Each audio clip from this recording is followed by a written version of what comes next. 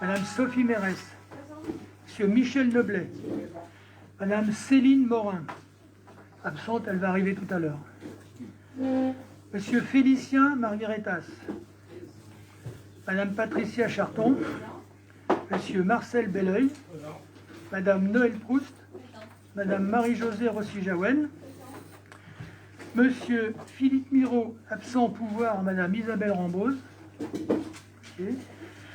Madame Isabelle Rambose. Monsieur Joël Maillard. Okay. Madame Martine Joly. Monsieur Serge Chélerin, absent au pouvoir, à Madame Sophie Mérès. Monsieur Philippe Millonneau. Monsieur Xavier Lefebvre. Absent pour le moment. Okay. Madame Myriam Mathieu. Madame Jessica Kellier. Monsieur Vincent Couric, absent au pouvoir, à Félicia Margaritas. Monsieur Claude Copin. Présent. Madame Sylvie Béguet, absent au pouvoir, à Monsieur Claude Copin. Monsieur Stéphane Tronche. Présent. Monsieur Nelson Dos Santos, donc absent pour le moment. Monsieur Serge Loisel, absent au pouvoir, à Madame Patricia Charton. Madame Fabienne Carverne. Et Madame Sophie Sauteur.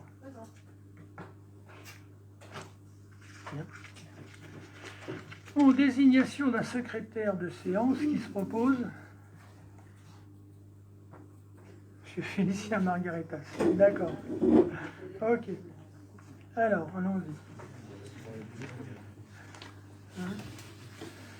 Alors, direction des ressources humaines, modification du tableau des effectifs. J'ai posé mon masque de manière à ce qu'on m'entende bien, parce que le maire souhaite prononcer les avancements de grade 2021 à compter du 1er décembre 2021. Ainsi, différents mouvements de personnel liés aux avancements de grade vont pouvoir intervenir. Et donc proposer de mettre à jour le tableau des effectifs de la ville en apportant les modifications liées aux changements mentionnés ci-après à effet au 1er décembre 2021. Donc, dans la filière administrative, suppression de 3 postes au grade d'adjoint administratif principal de 2e classe et création de 2 postes au grade d'adjoint administratif principal de 1re classe. Suppression d'un poste d'attaché et création d'un poste d'attaché principal. Dans la filière technique, suppression de 2 postes au grade d'adjoint technique, création d'un poste sur le grade d'adjoint technique principal de 2e classe, suppression d'un poste de technicien principal de 2e classe, création d'un poste de technicien principal de 1re classe et suppression d'un poste d'ingénieur. Dans la filière animation, création d'un poste d'adjoint d'animation principal de 2e classe et suppression d'un poste d'adjoint d'animation. Avez-vous des questions?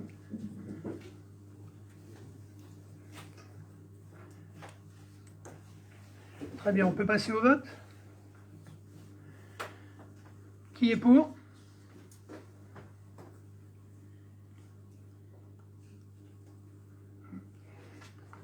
Qui s'abstient?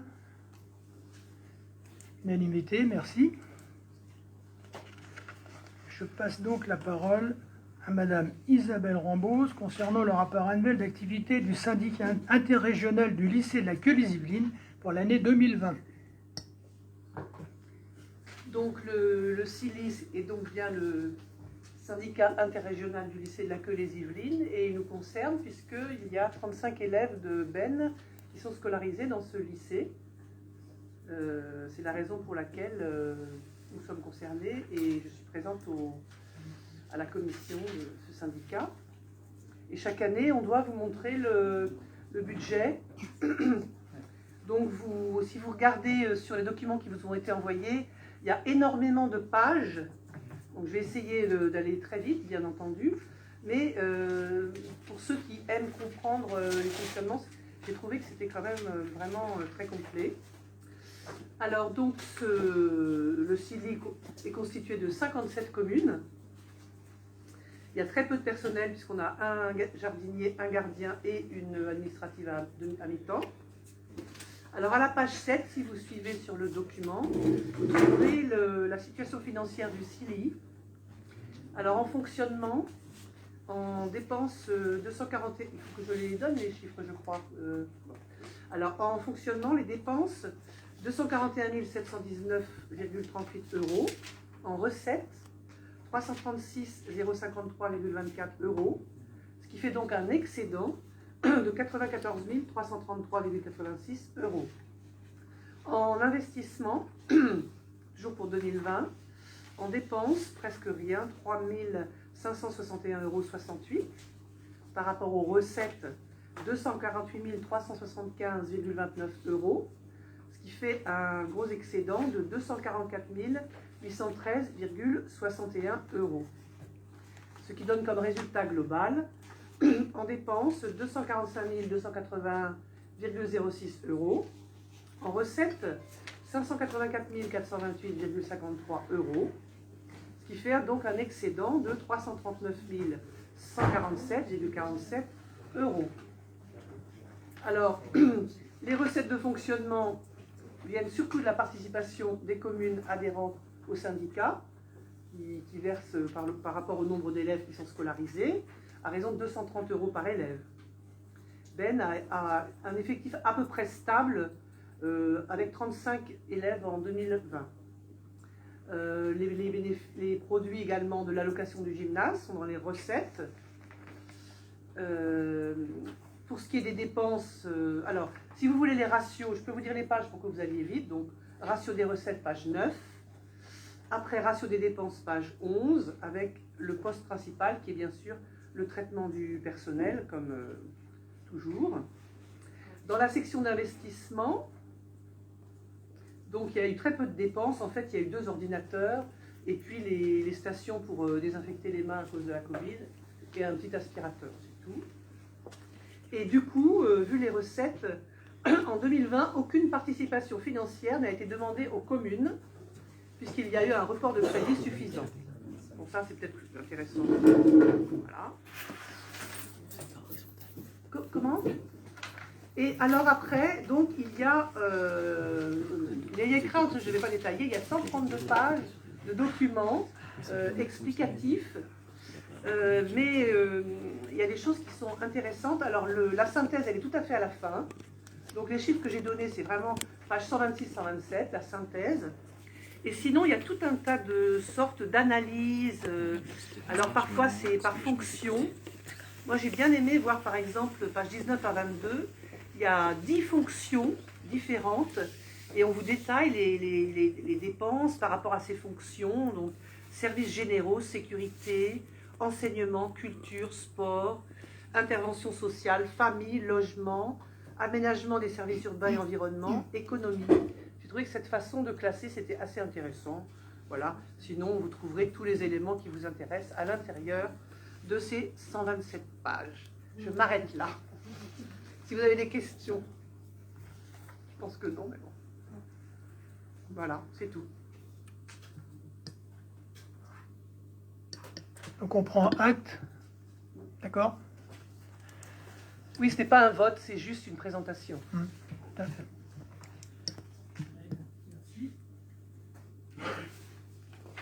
Je passe la parole à Madame Céline Morin concernant l'adoption du plan d'action municipal 2020-2026 pour l'enfance et la jeunesse. Merci. Alors, la ville de Ben souhaite devenir partenaire d'UNICEF France et obtenir le titre Ville Amie des enfants. Après avoir affirmé son intention de devenir candidate au partenariat avec UNICEF France lors du conseil municipal du 3 novembre 2020, la candidature de la ville a été acceptée lors de la commission d'attribution du titre de Ville Amie des enfants, faisant ainsi de Ben une ville amie des enfants partenaire d'UNICEF France. Ainsi, la ville doit adopter le plan d'action municipal sur l'année, donc 2020-2026, pour l'enfance et la jeunesse sur lequel elle s'est engagée. Il y a l'annexe jointe avec la charte et la convention. Il est donc proposé aux membres de l'Assemblée délibérante d'approuver la convention et d'autoriser Monsieur le maire à la signer. Voilà, Monsieur le maire. C'est bon.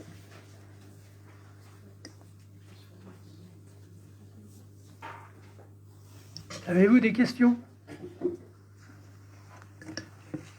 Pas une question, mais est-ce que vous pouvez nous développer un petit peu l'objet? C'est aussi pour les baignoires qui suivent le conseil, ça peut les Alors intéresser. sur la charte, en fait, quand vous avez sur les pièces jointes, on a donc plusieurs étapes en fait qu'on a décidé avec tout le service jeunesse.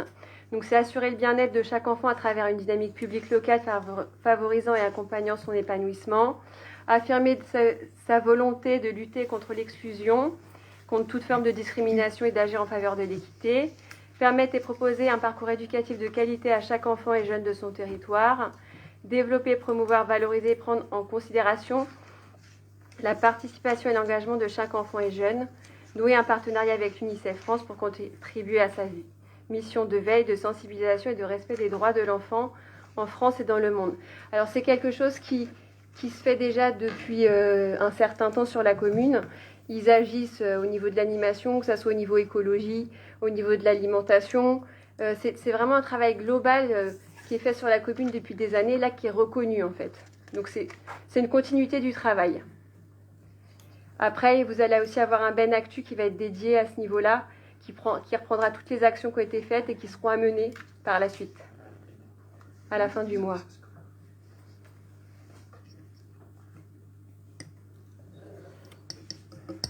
Oui, je voudrais compléter par rapport aux affaires scolaires également. En fait, notre ambition, c'est de créer vraiment un parcours d'accompagnement de l'enfant, on va dire de la petite enfance jusqu'à l'adolescence. Et on travaille également en relation avec l'inspection académique pour créer des ponts entre les projets pédagogiques des écoles et les projets pédagogiques portés par le service enfance pour donner une cohérence et un suivi en fait de l'évolution de l'enfant dans sa croissance et dans sa vie urbaine. Non, c'est pas l'objet, mais est-ce que à un moment ou à un autre, il y aura une prise en compte des plus de 18 ans pour assurer cette continuité aussi, c'est-à-dire pas se dire à partir de 18 ans, il n'y a plus rien, on s'adresse plus à ces jeunes. Donc, est-ce qu'il y a Bien sûr. aussi Bien. Le but, de toute façon, oui, c'est d'aller jusqu'à l'infini, on va dire. Enfin voilà, il n'y a pas d'âge. Là, oui, après, là, c'est le projet qui est fait avec l'UNICEF, mais derrière, il y a plein de choses derrière. Voilà.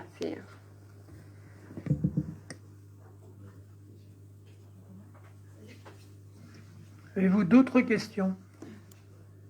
Non? On peut passer au vote? Vote pour?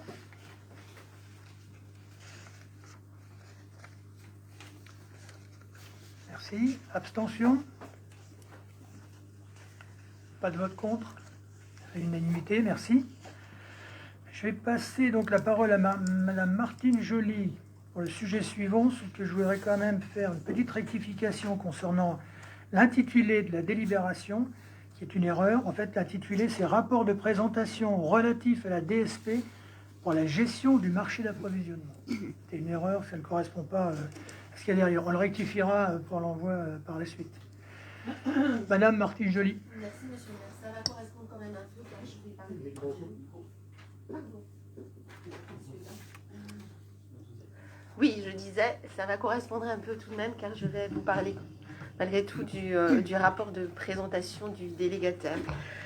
Donc, je vais tâcher de ne pas être trop longue, mais je voudrais vous présenter le marché, je ne vais pas dire dans toute sa splendeur, mais tel que nous le connaissons, nous le percevons aujourd'hui. Donc, j'interviens donc ce soir pour effectivement nous arrêter un temps sur le marché de Ben. Donc, notamment, vous exposer l'essentiel, comme l'a dit Monsieur le maire, l'essentiel du rapport de présentation relatif à la DSP pour le marché qu'on appelle le marché d'approvisionnement de Ben précisément. Avant de commencer, la DSP, qu'est-ce que c'est? La délégation de service public, un contrat par lequel une personne morale de droit public, en l'occurrence la municipalité de Ben, confie la gestion d'un service public dont elle a la responsabilité à un délégataire de droit public ou privé. Et là, en l'occurrence, la société anonyme Les Fils de Madame Géraud, pour la gestion, bien évidemment, du marché de Ben. La rémunération du délégataire est liée au résultat de l'exploitation du service, à contrario du marché public, qui est rémunéré, enfin dont le paiement du tout au moins est intégral et immédiat. Le traité de concession, qui est actuellement en cours, a été conclu en, je vous demande l'année, 1989, pour une durée de 30 ans et renouvelable par tacite reconduction par période de 5 ans. Les relations entre les parties, vous devez le savoir, seraient antérieures à 1968. La société anonyme Les Fils de Madame Géraud aurait assuré le financement et la gestion du précédent marché couvert en tout cas. Mais toute histoire a une fin et l'actuel traité a été dénoncé en 2019, donc il y a 2 ans, et un avenant cette même année a validé le principe de la prolongation d'une année renouvelable une fois.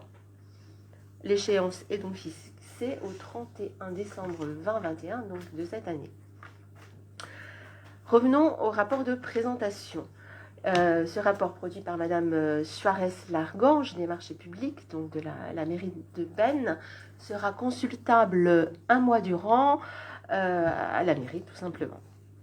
C'est un rapport qui se veut complet.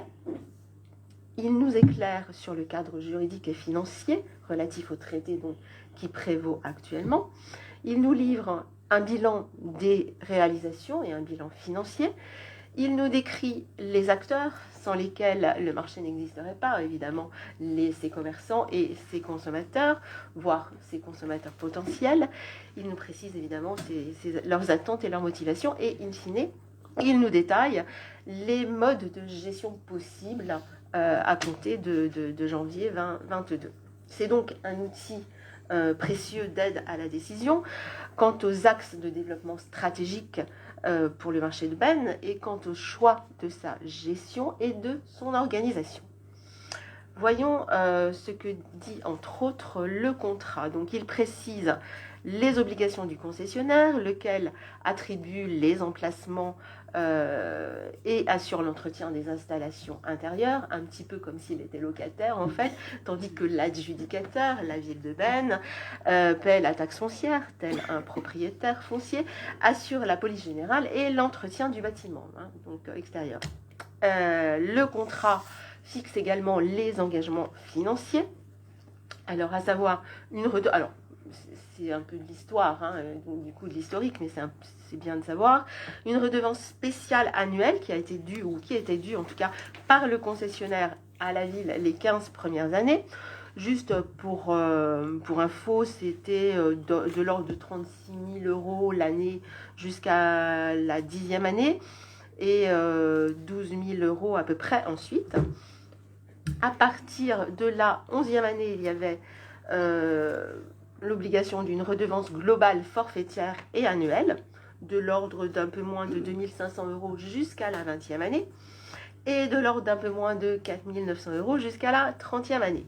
Bon, en somme, cette redevance, nous apprenons qu'elle n'a pas été versée depuis 2008 du fait d'un désaccord concernant la réévaluation des coûts des places facturées.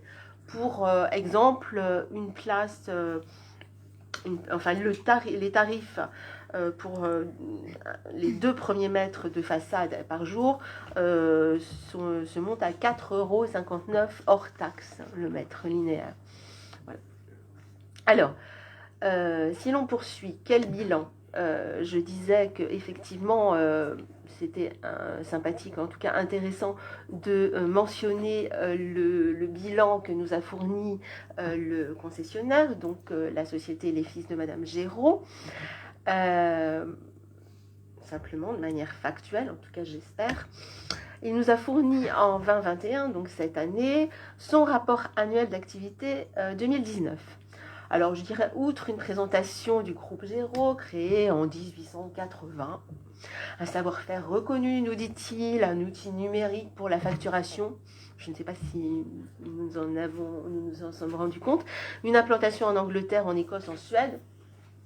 Le rapport décrit principalement l'organisation du marché, nous livre quand même les comptes de l'exercice 2019, à savoir, en termes de recettes, un peu plus de 38 400 € versus un peu plus de 31 400 € de dépenses, charges, etc. Donc un résultat d'à peine 7 000 €. Les recettes étant bien évidemment, enfin principalement en tout cas, le paiement des abonnés au marché, des commerçants abonnés au marché. En 2019, ils étaient 10, nous dit la société Géraud. À ce jour, j'en compte 14. Avec deux nouveaux arrivés, je fais une petite digression si vous permettez, deux nouveaux arrivés ces dernières semaines.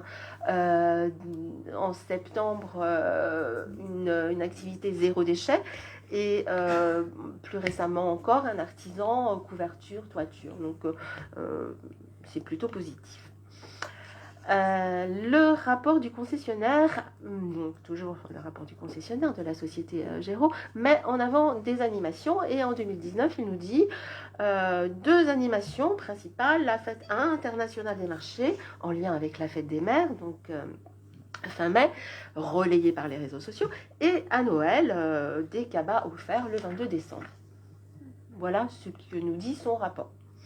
Si nous en revenons au rapport de présentation de Madame Suarez, côté adjudicateur, elle nous donne des éléments sur le montant des travaux. Bon, je vais juste indiquer la somme de 8 860 et quelques euros à juin 2021. Pour des travaux qui concernent les équipements secours, le diagnostic de l'amiante, la réparation de la toiture n'en fait pas partie. Je sais, enfin bon, pour vous dire, voilà, on a des travaux. Le rapport dresse également le bilan financier total, c'est-à-dire, en tout cas, de ce que nous en savons, sur la base, à savoir des données qui figurent sur le traité de concession de 1989. Donc bon, ça sera à consulter, ou je peux vous dire si vous voulez que nous remontions le temps. Que disent les commerçants? Puisqu'en fait, ça fait partie du bilan, donc ils ont été questionnés, nos commerçants. Alors, bon, quant au nettoyage, ils sont mitigés, ils trouvent que c'est pas terrible. Concernant l'entretien des installations, ils sont pas satisfaits du tout. Il y a des problèmes au niveau des serrures, des ampoules, etc. Ce qu'ils souhaiteraient, ce sont des infrastructures un peu plus adaptées, en tout cas rénovées, et peut-être un puits de lumière pour les mettre en valeur. Non, ça, je dis ça pour plaisanter, mais sérieusement. Donc effectivement qu'ils aimeraient des infrastructures plus sympathiques. Ils réfutent l'idée d'un marché extérieur, complètement extérieur. La halle leur convient bien, donc extérieur exclusivement ne leur conviendrait pas. Et alors concernant les animations, ils disent ils ne sont pas satisfaits en fait. Ils seraient preneurs d'animation à thème, avec des ateliers par exemple. Mais enfin bon là, d'aucuns m'ont dit oui c'est bien, on a des animations, mais en fait on les voit pas trop quoi. Je voudrais une petite digression à nouveau, en tout cas par rapport au rapport de présentation. Je voudrais simplement donner 2 points positifs concernant nos commerçants du marché. Un, c'est que l'ambiance qui règne est bonne, il y a une très bonne entente entre eux, et il y a, de mon point de vue, un souci du service, et par exemple, l'un d'eux m'a dit il n'y a pas de pain. J'ai envie de mettre un dépôt de pain, de proposer un dépôt de pain, parce qu'il y a des gens âgés, ils viennent au marché et ça serait bien qu'ils trouvent du pain, tout simplement. Donc voilà, le sens du service et le souci de la diversité aussi, l'envie de proposer davantage de produits, pas seulement des produits alimentaires, des produits de bouche, comme on dit. Et si nous parlions des usagers, les usagers ont été interrogés aussi, vous devez le savoir, vous avez peut-être vous-même répondu à une enquête récemment. Eh bien, une enquête donc, qui était en ligne à disposition donc, des Bénois, mais aux alentours de Bène également, et à la mairie, 263 réponses qui nous disent... parmi les répondants, 74%, pas 75, wow, étaient des femmes. 57% plus de 46 ans, 40% entre 25 et 45 ans. Ça vous donne un petit peu une tendance. Au niveau catégorie socio-professionnelle, 26% de cadres, 36% employés et 22% retraités. Sur l'ensemble, 91% sont des Bénois qui ont répondu. Et parmi eux, 36% habitent le bourg, 32% le Val et 15% les Chênes. 65% des répondants ont dit fréquenter le marché de Benne de manière régulière, au moins une fois par semaine, et principalement le dimanche. Concernant les animations, 93% d'entre eux ont dit n'avoir jamais participé ou bénéficié d'une animation. Voilà, donc je ne sais pas trop, tantôt on me dit que c'est très bien, tantôt on ne sait pas, c'est nébuleux.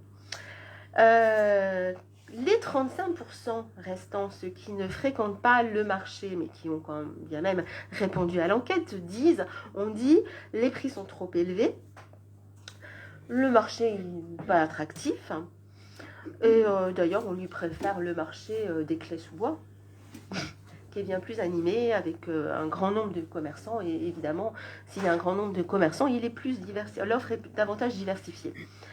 Alors, concernant la diversification de l'offre, qu'est-ce qui serait apprécié, voire primé, bienvenu? La boulangerie, j'en parlais tout à l'heure, la petite épicerie, les vêtements, les chaussures, les produits bio, les plats cuisinés, même s'il en existe déjà, le bricolage, le jardinage, les produits zéro déchet. Et voilà, depuis que l'enquête a eu lieu, une commerçante s'est installée avec des produits zéro déchet, justement. Donc, en un mot, les Bénois tiennent à leur marché et ont envie d'une offre diversifiée. Je vais quand même conclure, je ne vais pas monopoliser le conseil.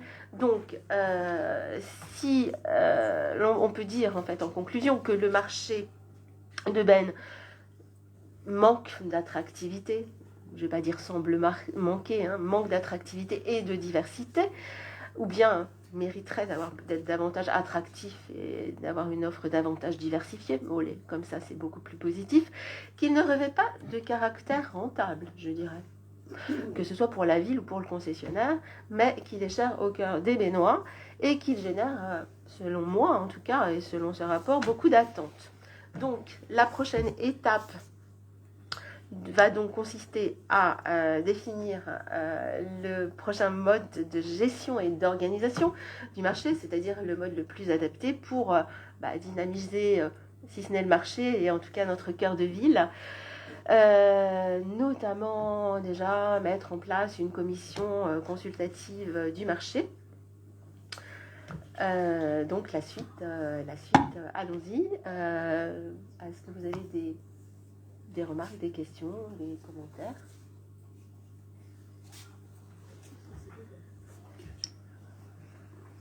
Oui, une question, Madame Sauter. J'ai honte. Non. Alors, oui, je voulais juste réagir aux données sur la clientèle.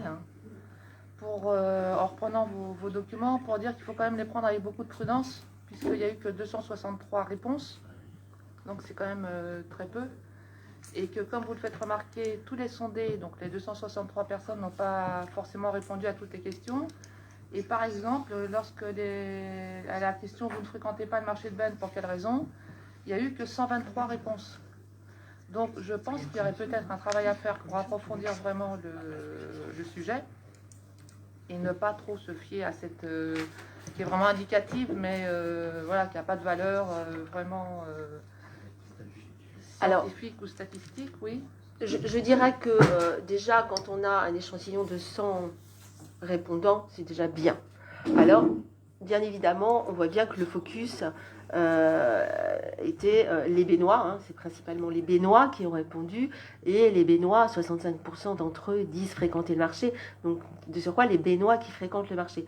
Mais ça donne quand même une tendance. Après, bien évidemment, il faut toujours approfondir. Mais mais 120 260 réponses, on va dire que c'est pas beaucoup, c'est quand même pas mal. C'est quand même pas par mal. rapport à la population, vous trouvez que c'est Oui, important? oui. D'accord. Oui. Enfin, Par contre, encore une fois, ce sont les gens qui se sentent concernés qui ont répondu. Hein. On est bien d'accord. On sait bien que voilà, c'est les gens du bourg, les gens qui viennent, etc.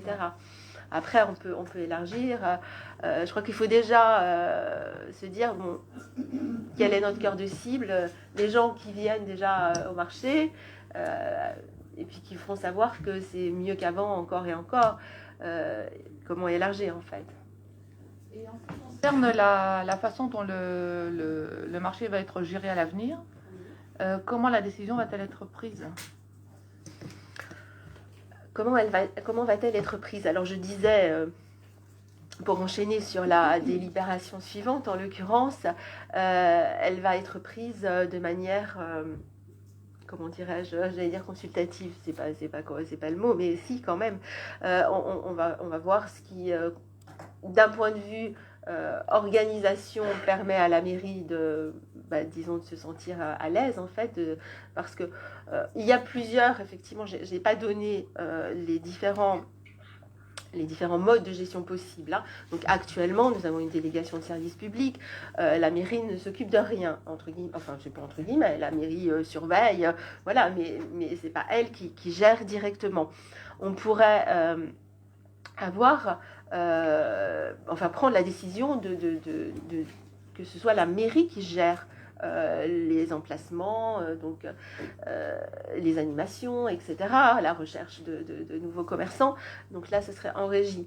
Je pense que on va peut-être pas choisir cette solution en un premier temps, puisqu'il faut peut-être nous donner le temps à la mairie, aux agents de s'organiser pour cela. Quoi qu'il en soit, tout va être étudié. Je dirais qu'un appel à proposition est plutôt recommandé, enfin c'est ce vers quoi nous tendons, pour avoir à nouveau une société qui prenne en charge la gestion du marché, telle qu'aujourd'hui, mais pas forcément avec les mêmes conditions, en mettant en avant nos propres conditions, les propres attentes de tout à chacun, que ce soit les commerçants, les consommateurs et nous-mêmes, en fait, élus et agents de la mairie.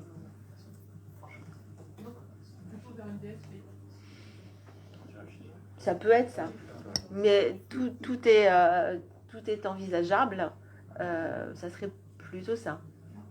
Alors, quel est le calendrier que vous vous donnez pour arriver à prendre la décision? Enfin, vous voyez, c'est... Alors attendez, je crois que je vais reprendre la parole. La délibération suivante, c'est de créer une commission. Et cette commission, justement, sera là pour faire tout le planning, le planning, l'éphéméride de toute la suite des consultations nécessaires concernant le marché. Mais c'est cette commission qui se réunira. Il y aura un groupe de travail, des commissions, etc. D'accord ? Là, c'est juste une explication, si vous voulez, de toutes les informations qu'on a pu récupérer pour vous les fournir, de manière à ce que vous ayez un espèce de bilan, si vous voulez, de tout ce qui concerne le marché à l'heure actuelle. Voilà.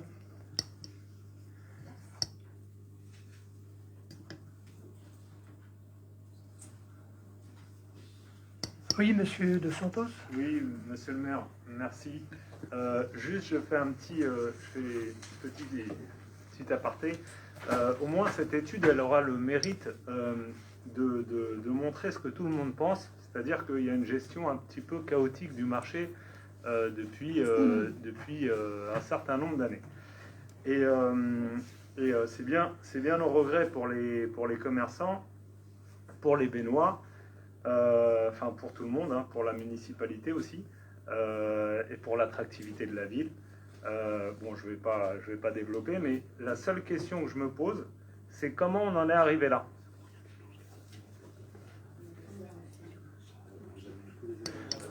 Tous les éléments, vous les avez là.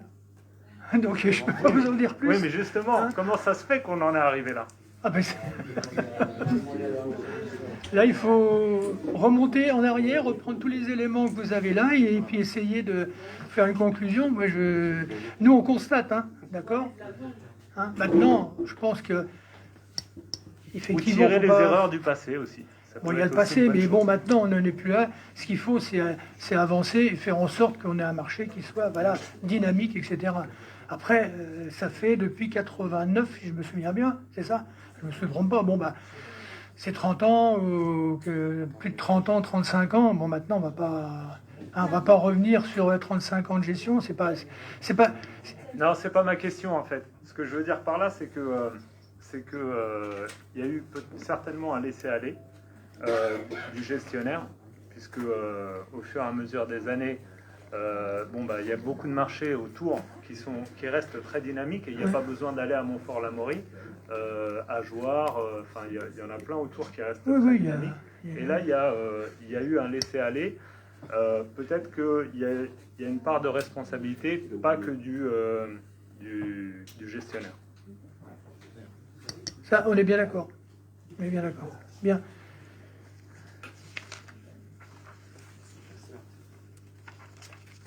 Merci Martine pour ce rapport très complet, enfin, on espère.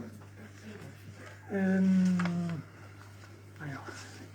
dans les pages là, j'ai un peu perdu ma page. Tac, tac, tac, tac. Ah, c'est bon. Non, c'est bon, c'est bon.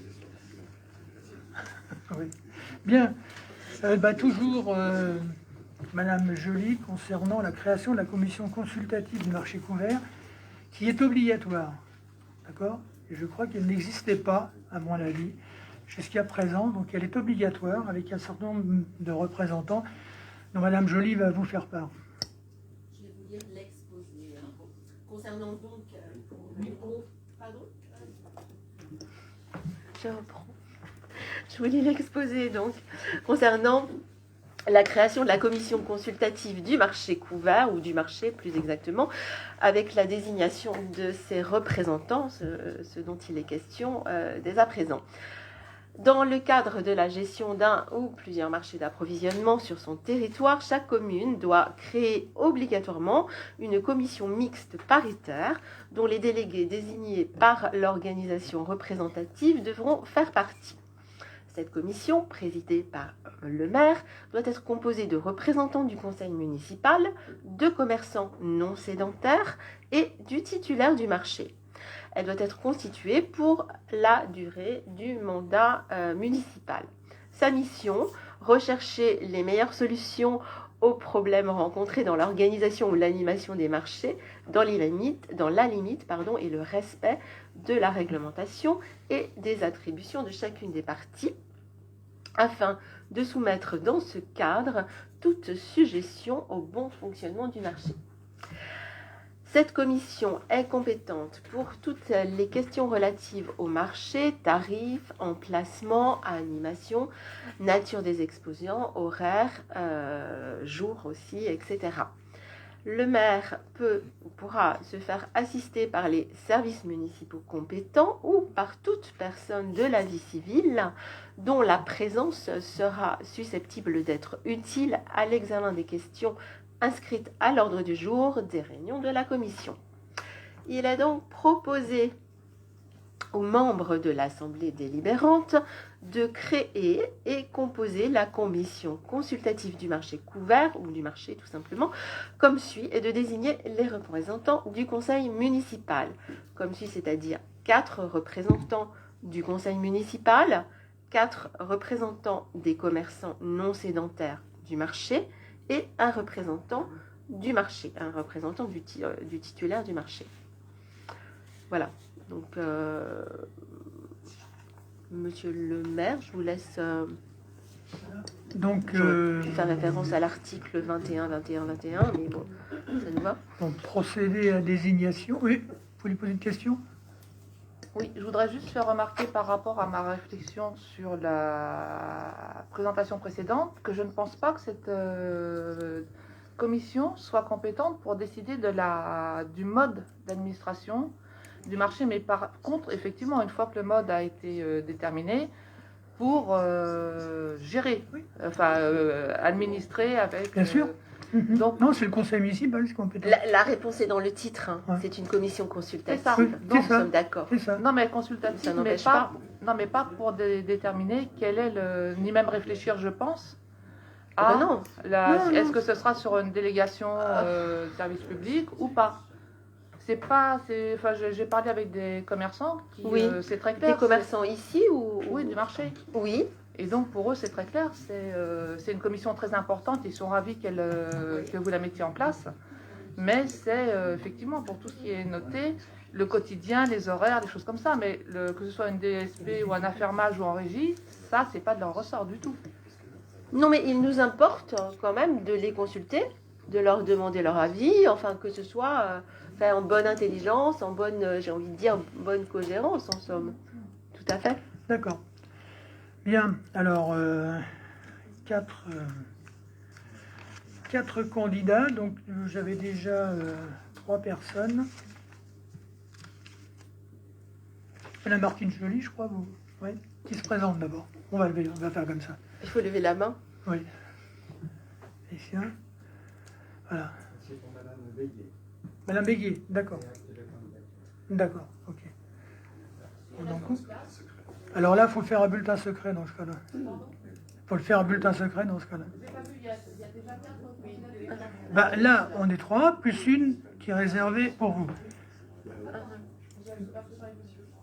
Non, oui, il y en a 1, 2, 3, plus une. Voilà. Le problème, c'est qu'il faut mettre d'accord, ou là, il va falloir voter. D'accord, ok. Oui, il y a Madame Béguet. Il y a Madame Béguet, Monsieur hein. Dos Santos, ça fait 5.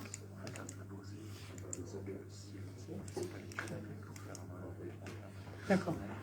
Alors, oui, effectivement, on me rappelle que la procédure, si le conseil municipal est d'accord, présent, pour faire un vote à main levée, on peut le faire. Oui. Mais il faut que ça soit à l'unanimité. Oui, c'est ça. Ou alors, quelqu'un retire sa candidature. Mais là, on est coincé puisqu'on a 2 candidats.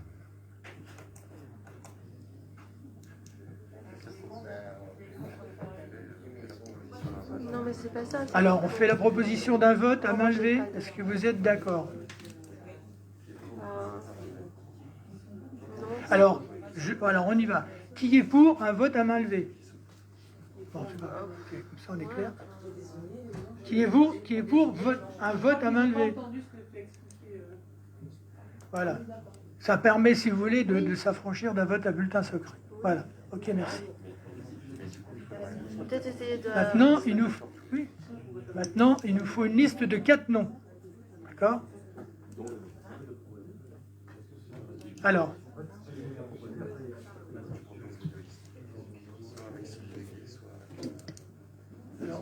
On propose. Alors, la première liste, parce que bon, on va la faire comme ça. La première liste, ce serait Madame Martine Joly, Monsieur Félicien Margaritas, Monsieur Xavier Lefebvre et Madame Sylvie Béguet. Et la deuxième liste, Madame Martine Joly, Monsieur Félicien Margaritas, Monsieur Xavier Lefebvre et Monsieur Nelson Dos Santos. Voilà. Est-ce que vous êtes d'accord? C'est bon? Est-ce que vous avez compris? Il y a 2 listes, donc on va voter pour la première et pour la deuxième. J'ai une petite question, monsieur le maire. Oui, je vous en prie. Pourquoi il n'y a pas une représentativité de chaque groupe? Ah ben, 4. Non, mais il y a... Non, mais attendez. C'est paritaire, hein. C'est paritaire avec les commerçants. Vas-y, fais-le parce que je me parle. Juste pour préciser les choses, il va y avoir cette commission consultative paritaire avec les commerçants, donc 4 commerçants et 4 représentants du conseil municipal et le maire. Là, c'est pour travailler sur des propositions et sur une consultation en fait des orientations générales. Ensuite, bien évidemment, à travers la commission finance, qui est une délégation au sein de la commission finance, il y aura le résultat de ces travaux et potentiellement un enrichissement au sein de la commission des finances des travaux de cette commission consultative qui aboutira à une délibération et une décision qui reviendra à l'exécutif. Donc en fait, cette commission consultative avec les commerçants permettra de coélaborer des orientations autour du futur du marché qui seront transmises au conseil municipal par l'intermédiaire de la commission des finances qui étudiera éventuellement les questions et reviendra dessus et sous consigne de l'exécutif par rapport à la décision finale. Donc si quelqu'un n'est pas présent à la commission consultative qui coélabore avec les commerçants, il ne sera pas exclu de la discussion qui aura lieu également au sein de la commission des finances, dans laquelle tous les groupes sont représentés. Et puis la décision finale sera préparée, élaborée par l'exécutif et soumise au vote du conseil municipal.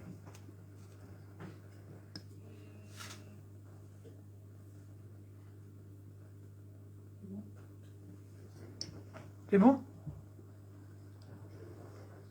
Donc, je rappelle, nous avons deux listes. Une liste avec les 3 conseillers municipaux, la majorité, plus Madame Sylvie Béguier, et une deuxième liste avec les mêmes et avec Monsieur Nelson dos Santos.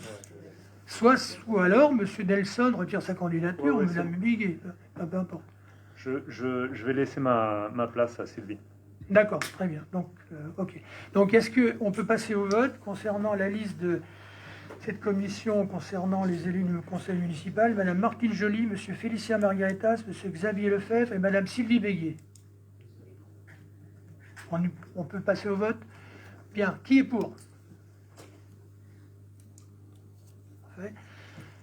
Y a-t-il un vote contre? C'est unanimité. D'accord. Ok, merci. J'ai juste Pardon. une remarque à faire, Oui. c'est que ça serait peut-être intéressant à un moment donné, puisque le maire peut se faire assister par toute personne de la vie civile dont la présence, non, à un moment donné, et sur certains sujets, de consulter aussi les commerçants béninois. Parce que vous voyez l'histoire du pain, là, je me demande si c'est pas une fausse bonne idée d'avoir un dépôt de pain sur le marché, parce qu'on a quand même le dépôt de pain qui est sur la place Saint-Martin, la boulangerie à l'entrée de Ben, qui vend aussi ses gâteaux. Et donc c'est vrai que de l'intérieur du marché, on peut se dire il y a un manque, alors que si on regarde d'une façon plus large le bourg, ou ne serait-ce que aussi le Val des Quatre Pignons, puisqu'il y a des gens du Val des Quatre Pignons qui viennent faire leur marché, c'est pas un manque. Enfin, c'est pas forcément un manque. Et donc je pense qu'à un moment donné, pouvoir associer les commerçants de Ben d'une façon ou d'une autre, ça peut être intéressant et peut-être même indispensable. Pourquoi pas? Oui, pourquoi pas? Oui. Monsieur Copain? D'autant plus qu'il y a eu des époques où c'était des boulangers de Ben qui, à tour de rôle, avaient amené le C'était pain. à tour de rôle? À tour de rôle. D'accord. D'accord, très bien. Bien. Très bien. Avez-vous des questions sur les décisions du maire? Oui? Madame Sauteur. Alors, je me demandais sur la délibération 2021-103, quel était l'objet de l'association Ben à Ben?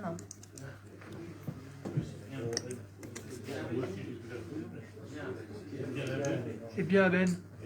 Ah, c'est bien. Oui, c'est l'erreur de frappe. Et alors j'ai une autre question, parce que là je me demande s'il n'y a pas aussi une coquille. C'est sur la 2021-110. 110, oui. Oui. Donc convention de mise à disposition et local au 33 rue de la République.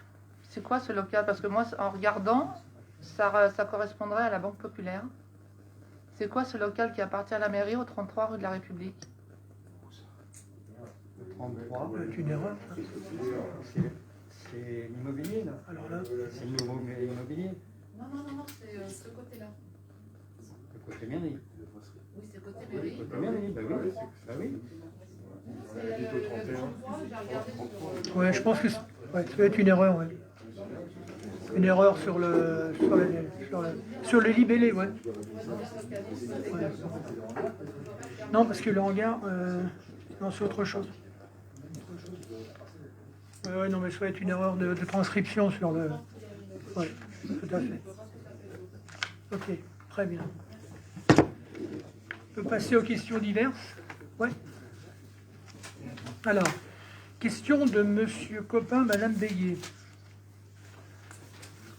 Je te laisse la parole, vas-y. La parole est à Monsieur Michel Noblet.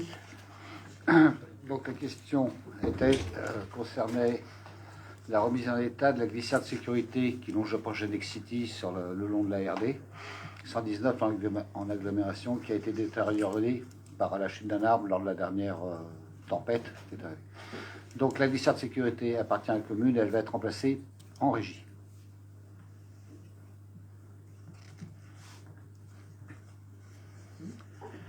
Concernant, puisque la réponse vous convient, D'accord. Le panneau de limitation de vitesse à entrée des chaînes n'a toujours pas été posé. Ça va-t-il possible de le faire dans les meilleurs délais? Donc les panneaux sont en commande chez le fournisseur. Dès qu'on les a, bien sûr, ils seront posés. Comme vous avez pu voir qu'on a déjà posé au haut de la rue des Bleuets des panneaux, mais en ce moment les panneaux arrivent au compte-gouttes. Difficulté d'approvisionnement, panneaux métalliques. On a un peu de soucis d'approvisionnement. Ensuite, après son achèvement, le projet X-City sera-t-il géré en propriété privée? Alors, tout ce qui concerne les voiries intérieures, l'éclairage public ainsi que les espaces verts, oui, ce sera la copropriété qui gérera l'entretien de ces parties-là.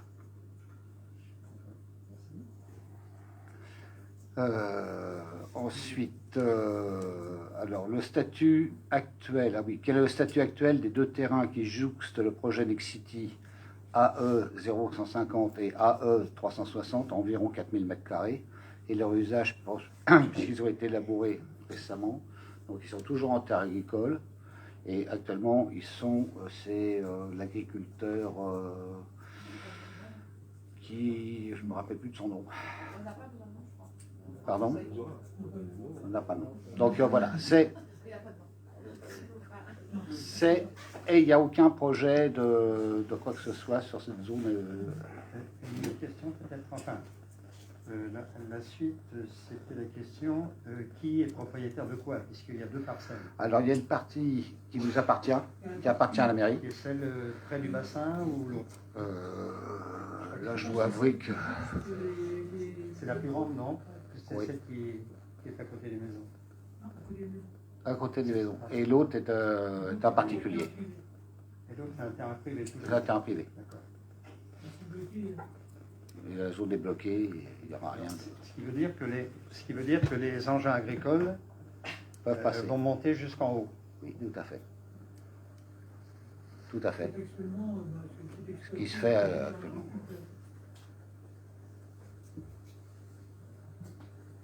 Non, mais Non, vous aurez remarqué que la dernière partie de la rue, elle est quasiment inaccessible à des elle est véhicules. très pentue. Hein. Elle est très pentue, Ah, en ben, effet. comme ça. Hein. J'y suis allé... Je suis même pas sûr qu'un tracteur puisse y monter. Si, il y passe. Je suis passé pas plus tard qu'hier matin avec ma voiture. Oui, ben moi je l'ai vu aujourd'hui aussi. Donc un tracteur passe. Non, je suis pas un tracteur, mais...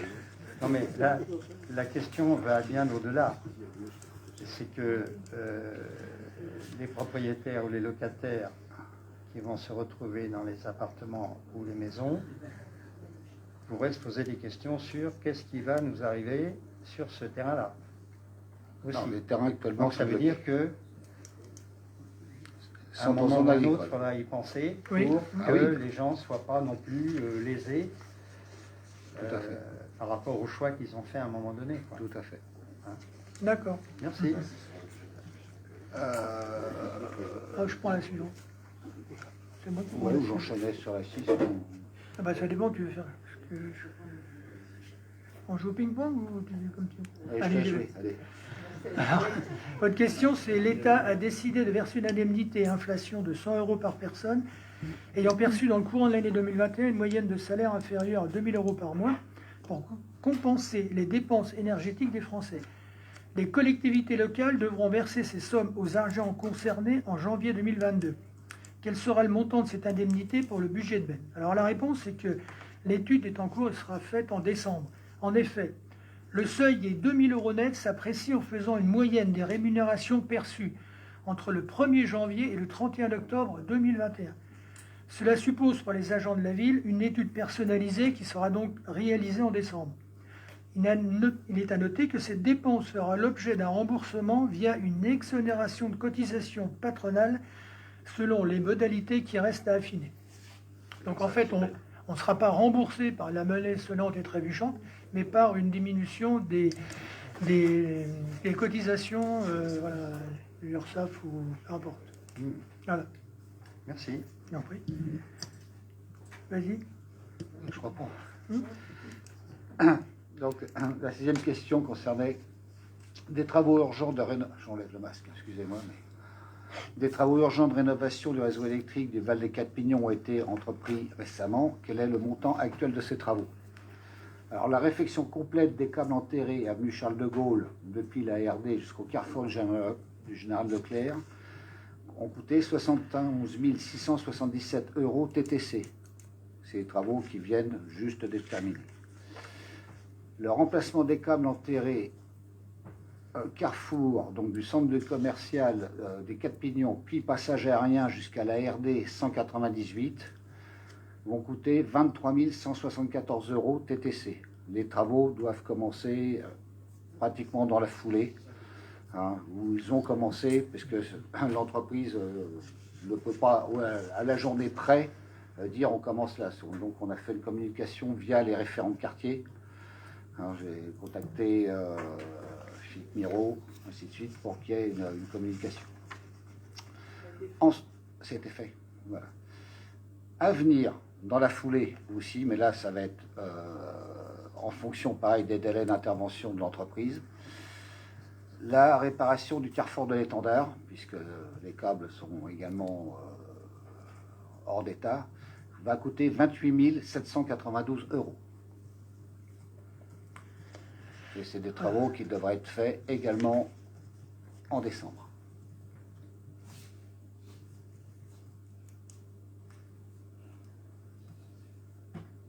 Donc je ne peux pas m'engager exactement sur les dates, puisque bon, délai d'intervention, délai d'approvisionnement aussi, délai d'approvisionnement du matériel, câbles, ainsi de suite. Ce qui n'était pas prévu du tout. Ce sont des bonnes surprises, oui. Ça fait partie des surprises. La question subsidiaire qu'on aurait pu poser au moment où ça a été évoqué, sur l'invitation de M. le maire, est-ce que ces sommes-là ne devraient pas apparaître dans les décisions? Ce qui n'est pas le cas pour le moment, non? Non. Bon. Bien.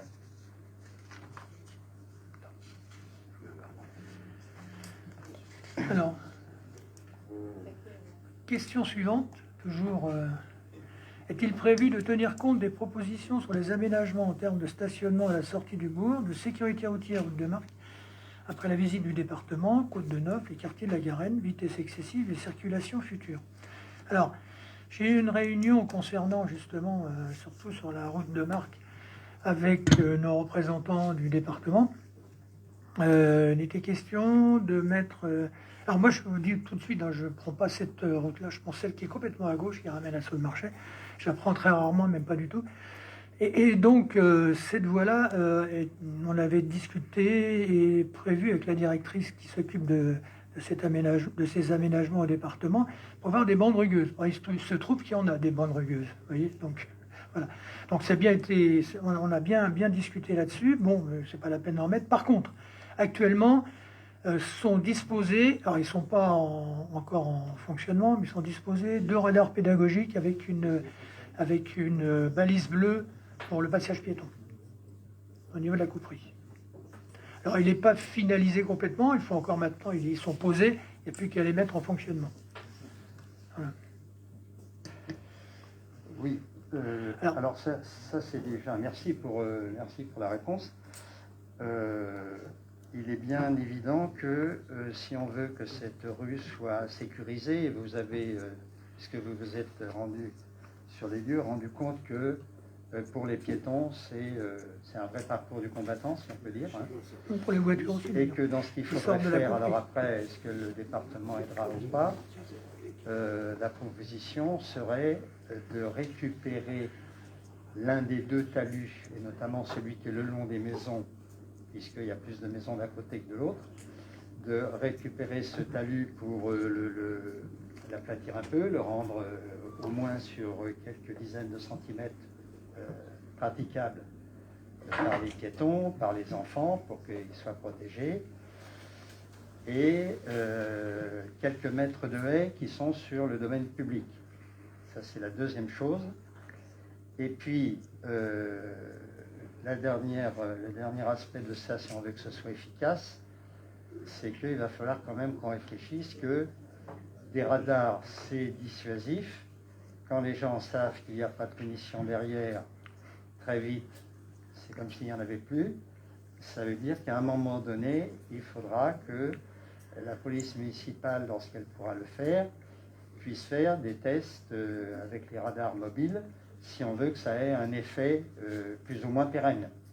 Tout à fait. Hein, autrement, ça risque malheureusement de ne pas durer longtemps. C'est prévu, je ne veux pas m'avancer, c'est ce qui a été demandé chez nous, à la police municipale de faire des contrôles de vitesse. J'ai aussi demandé aussi à la gendarmerie, pareil, de faire relativement, enfin pas tout le temps, mais relativement souvent des contrôles justement dissuasifs. Hein. Alors je ne sais pas s'ils les font, je ne sais pas s'ils en ont fait, mais en tous les cas, c'est une demande officielle que j'ai faite au niveau du groupement de gendarmerie de Jouarre-Pontchartrain. Alors, pour la Garenne, puisqu'on n'a pas évoqué la Garenne, alors je me suis renseigné auprès du référent de quartier, justement, qui ont des craintes actuellement, puisque la salle des fêtes commence à bouger un petit peu, sur l'avenir de cet accès à la salle des fêtes. Et la question était, et puis le projet immobilier qui est derrière la gare, là, rue des Coteaux, enfin, juste à l'entrée, si ces circulations-là ne seront pas, je dirais, utilisées par les différents véhicules qui viennent ou d'un côté, c'est-à-dire est-ce qu'il y aura suffisamment de stationnement prévu dans ce projet de 33 logements pour qu'il n'y ait pas des voitures de ce lotissement qui viennent envahir la rue des Coteaux et l'autre. Et pareil du côté de la salle des fêtes. Est-ce qu'à la salle des fêtes, il y aura toujours une barrière qui ne sera ouverte que si besoin? Excusez-moi, à quel référent de quartier vous êtes-vous adressé? Alors, je me suis adressé à Madame Roquefeuille, oui, qui a pris contact avec une personne de la Garenne. Oui, parce qu'elle a eu la réponse, donc c'est pour ça que je suis étonnée. Moi, c'est ce de qui poser m'a... la question, parce qu'elle m'a posé la question. C'est ce qui m'a été reporté. Et on lui a donné la réponse avec M. Marion. Donc je suis étonnée. Micro. Oui, bon, ce sera fait. Donc voilà pour ces problèmes pour le moment. La réponse qui a été donnée est que l'impasse restera une impasse. Oui, ça restera une impasse.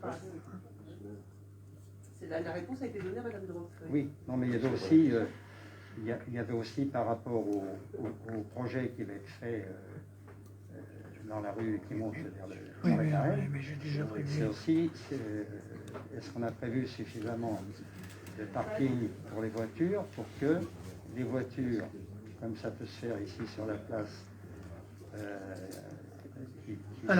qui concernent le lotissement, n'aillent pas s'étaler en plus dans les voiries de la Garenne. Nous avons reçu avec M. Michel Noblet, les promoteurs, il y a quelques temps, c'était plusieurs mois.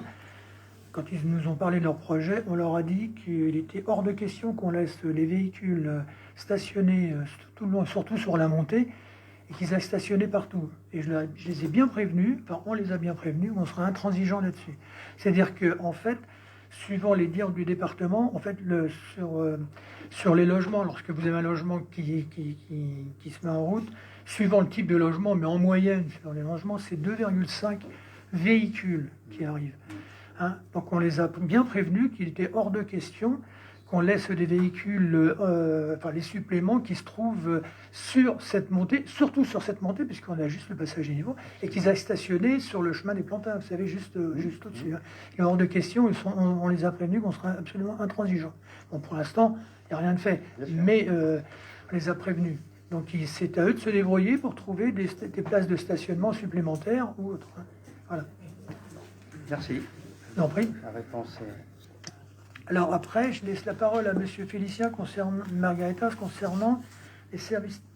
Est-il envisagé de synthétiser le retour des référents de quartier afin que les élus aient une vision globale des différents sujets? Alors, merci d'avoir posé la question.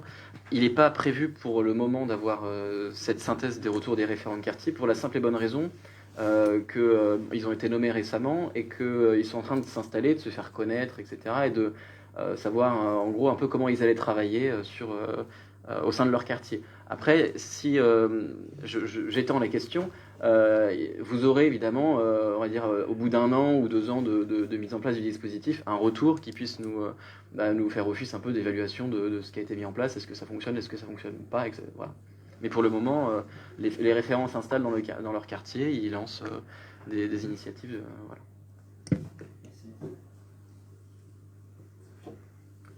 Bien. Les questions de la liste Révélez Ben. Quand aurons-nous les comptes rendus des conseils municipaux de novembre 2020 à ce jour? Monsieur Margaritas, vous voulez répondre?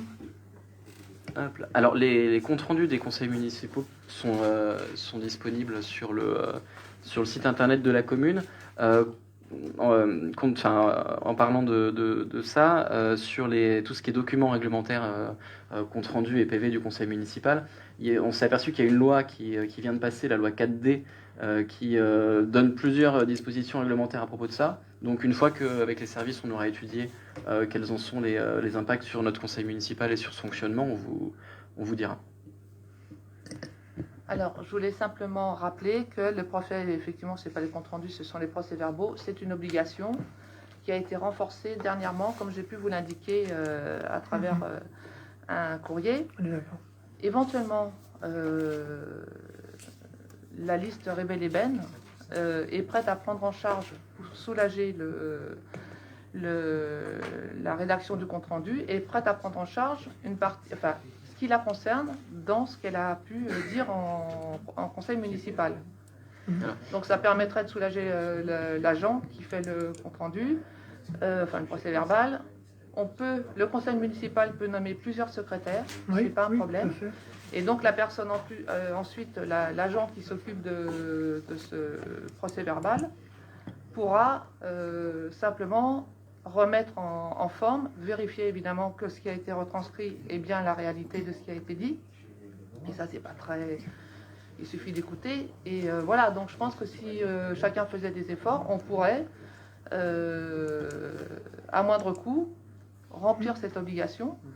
Et voilà, donc la liste Révélez Ben, que je représente aujourd'hui, est prête à prendre en charge sa part de transcription. Alors, il ne s'agit pas ici de faire payer chaque groupe pour que... Non, mais de mettre à contribution chaque groupe pour pouvoir rédiger ça. En fait, ce qui était fait jusqu'à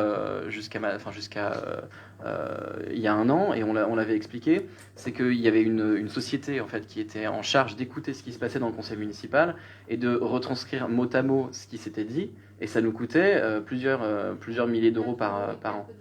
Voilà, enfin ça nous coûtait 12 000 euros, 10 ou 12 000 euros par an à peu près. Selon le nombre de conseils ici. Et il a été décidé donc de simplifier les retours des conseils municipaux. Et là, la loi qui vient de passer, la loi 4D, stipule que avec les comptes rendus et le PV du conseil municipal, il faut pour chaque délibération un résumé de la teneur des débats qui s'y sont passés. Et ce que je vous ai dit juste avant, c'est qu'on va du coup étudier ce qui est dit par la loi pour pouvoir savoir donc, ce qu'on va mettre en place à l'avenir. Je vous rappelle qu'en plus des PV et des CR des conseils municipaux, ils sont désormais filmés, et donc tous les Bénois et vous-même pouvez donc déjà les voir en temps réel si vous n'êtes pas dans la salle du conseil, et les revoir par la suite car ils sont sur le site de la commune. Donc voilà, on ne pourra pas dire qu'on fait ça en catimini. Non, l'enregistrement vidéo des conseils municipaux, c'est un plus, c'est certain. Par contre, ça ne devient pas un remplacement des procès-verbaux, parce que c'est une autre utilisation. Il y a des Bénois qui ne regardent pas, qui n'ont pas envie de regarder les conseils municipaux, c'est-à-dire plusieurs heures de personnes qui échangent, mais qui par contre sont très intéressés par les procès-verbaux. Voilà. Mais je suis heureuse de savoir que ça va se faire. Et donc je maintiens la proposition. Il y a eu un temps à Ben où c'était les élus qui faisaient le compte-rendu pour justement ne pas alourdir financièrement la charge pour le budget de la commune. Donc voilà, c'est pas une honte, je pense que bénévolement, on puisse faire procéder à cette transcription de nos propos.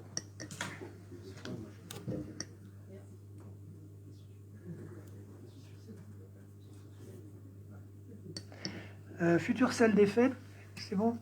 Pouvez-vous nous rappeler la procédure que vous avez mise en place pour en choisir le nom? Lucien.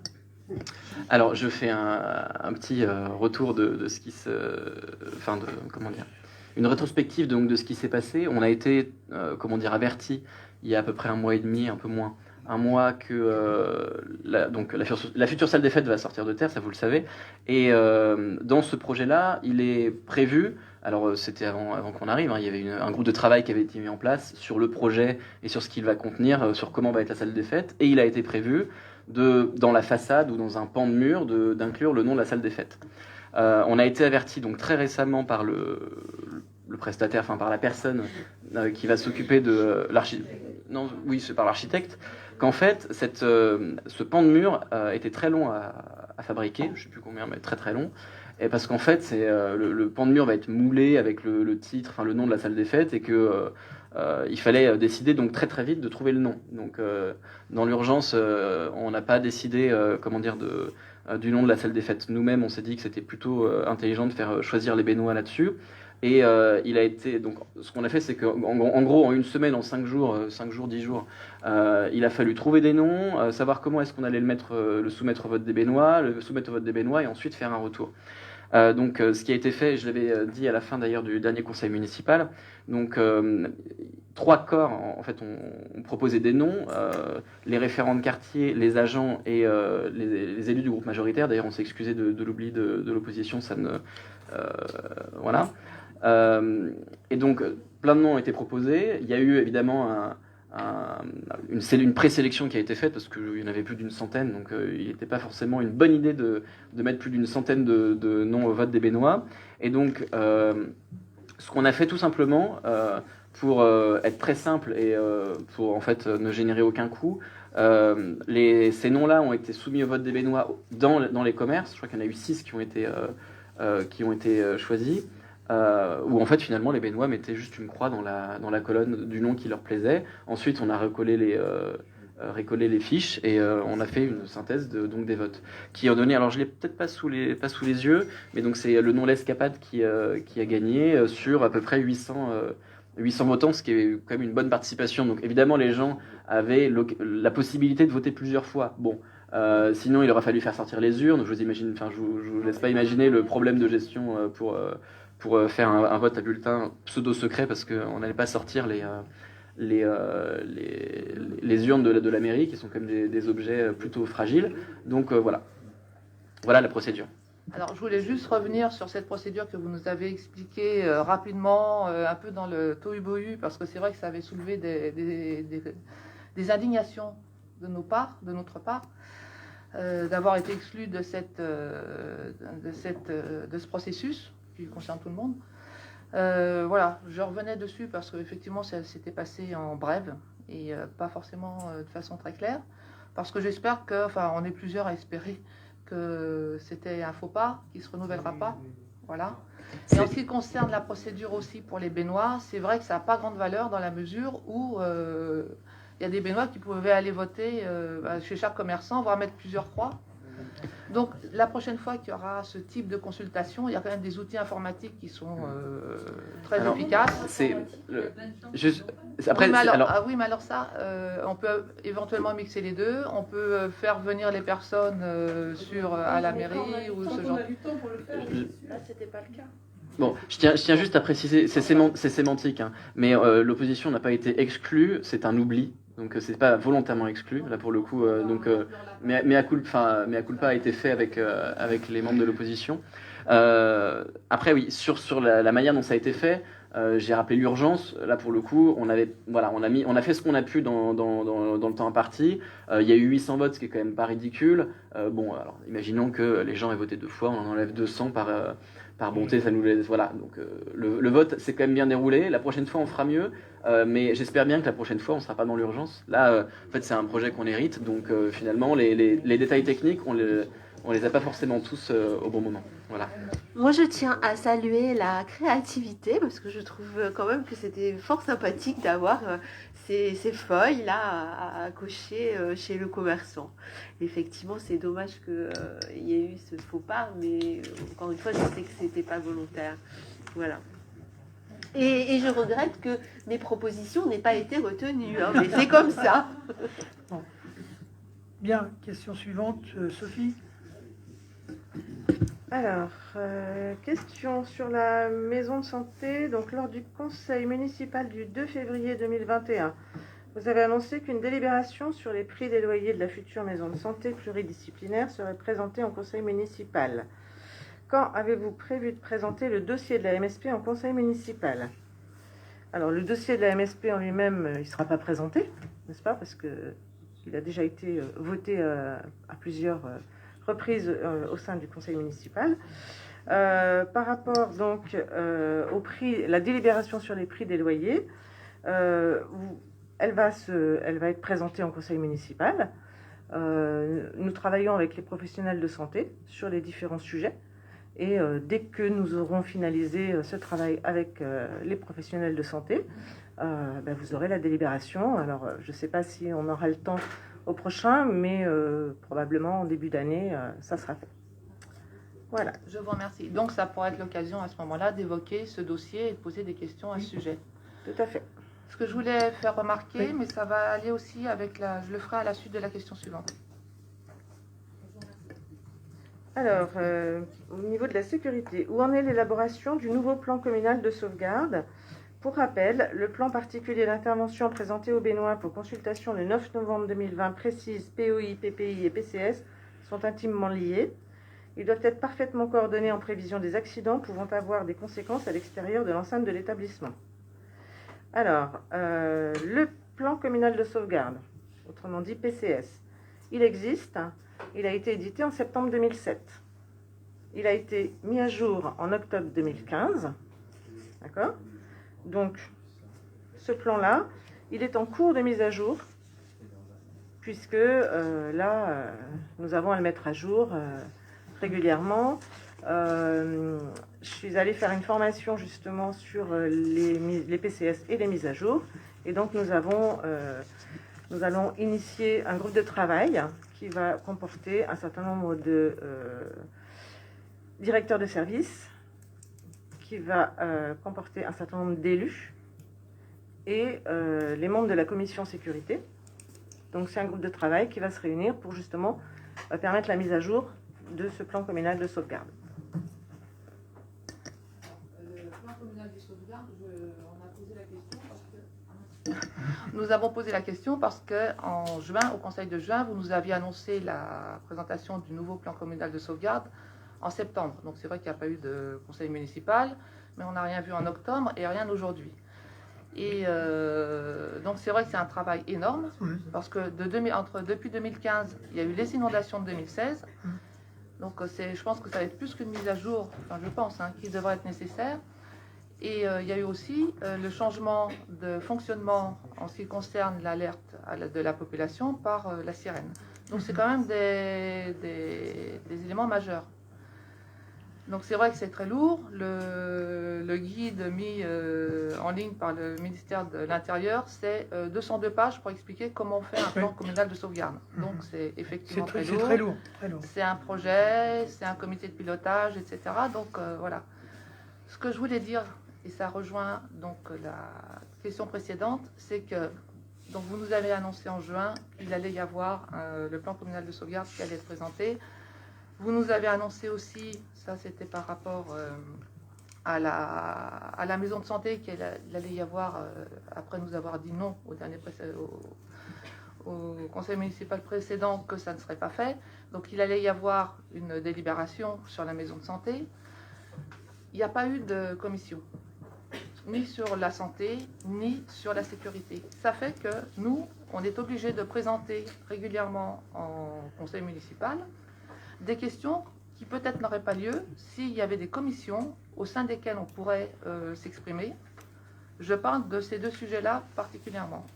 Voilà, donc c'est juste pour que ça mette plus de liens dans les relations et qu'effectivement, on évite peut-être certaines questions parce qu'on sait que le travail, il est lancé, il suit son cours, que voilà, on connaît la façon dont il va être mené.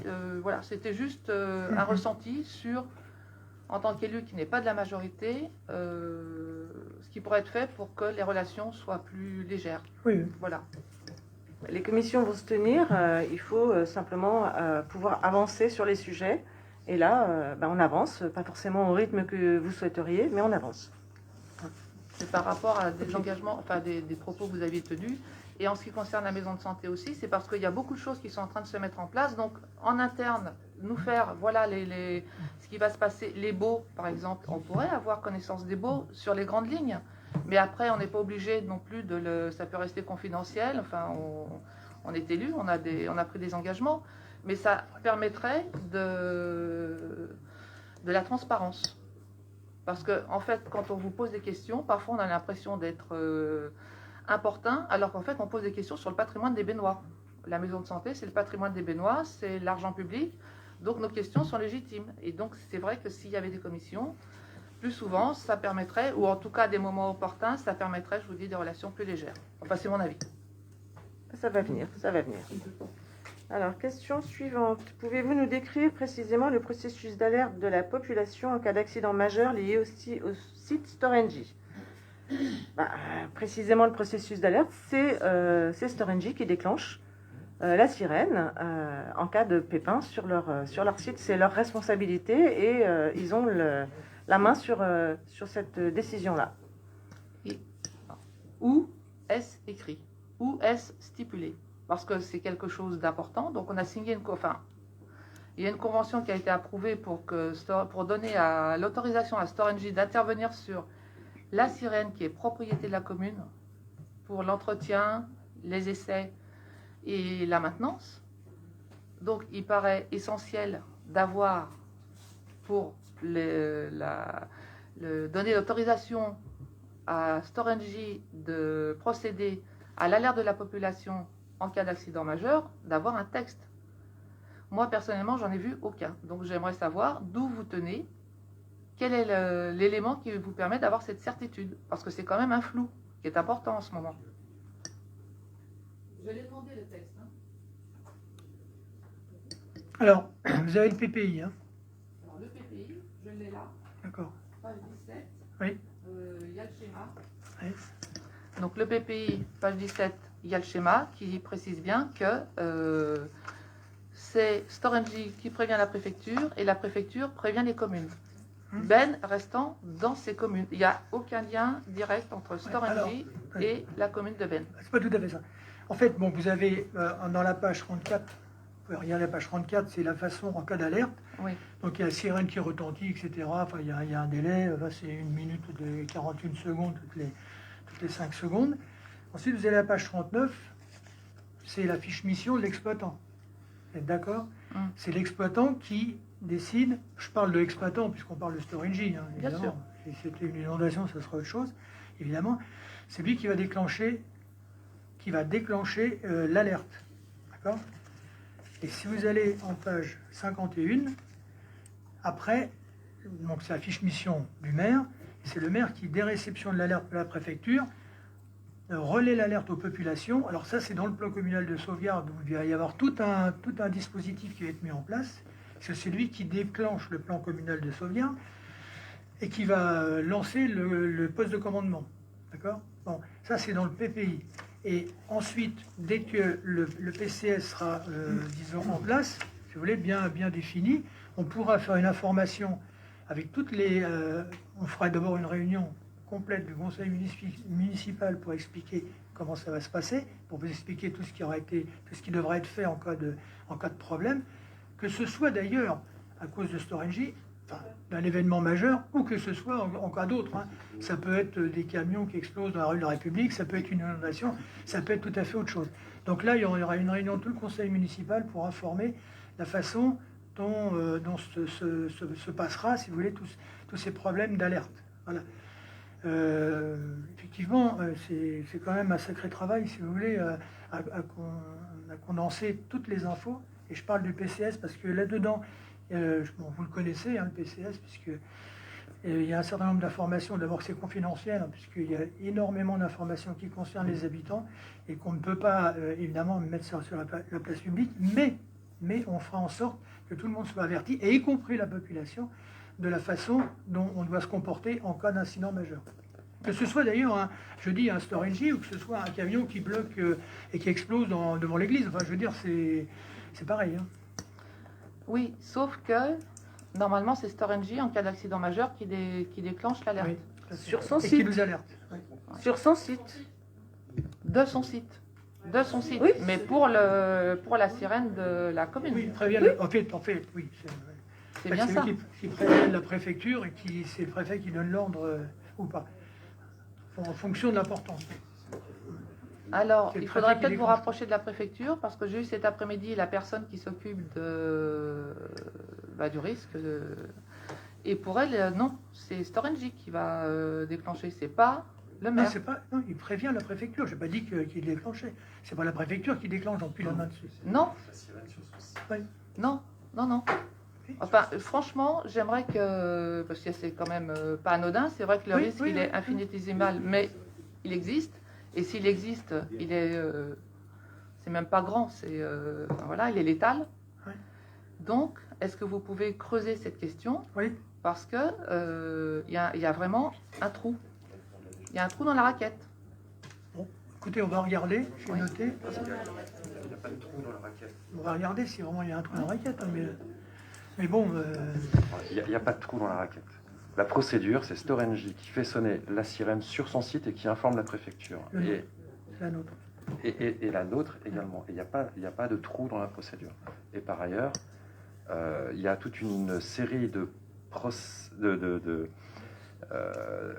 séquences d'actions qui doivent être faites dans la gestion des risques qui ne peuvent pas être rendues publiques. Vous comprendrez bien pourquoi, puisqu'il ne faut pas rendre publics les canaux d'information. Mais il n'y a pas de trou dans la raquette sur ce sujet. Alors, je vous confirme que si. Pour la préfecture, c'est Storengy qui alerte, Envoyez-nous le courrier de la préfecture officielle non, mais qui nous rapprochez-vous. spécifie qu'il y a un trou dans la raquette, puisque la procédure a été clarifiée par la procédure. Par la préfecture, et elle est clairement établie entre notamment les services et confirmée par le maire. Alors, moi, je vous demande juste le document dans lequel il est précisé que alors, du coup, c'est pas Storengy qui... parce que dans la réunion publique qui a eu lieu en visio, les gens de la préfecture, donc la personne qui est chargée de la gestion de crise, précise bien qu'à titre exceptionnel, Storengy va intervenir directement sur la sirène de la mairie. Donc il faudrait que ce soit... vous me dites que non?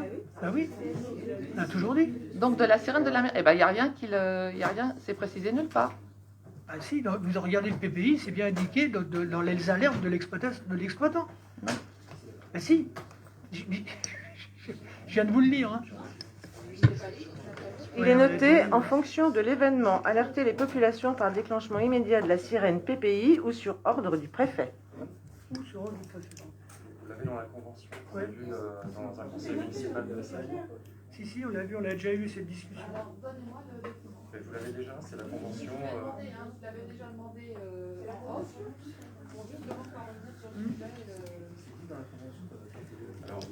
sujet. Ce que je vous propose, parce que en fait, la convention qui a été soumise au vote au conseil municipal, il y a pas le dernier conseil municipal, mais celui d'avant, toutes les informations sont dedans. Donc, ce que je vous propose, c'est qu'on se voit en dehors et qu'on D'accord. identifie en fait les éléments d'incompréhension.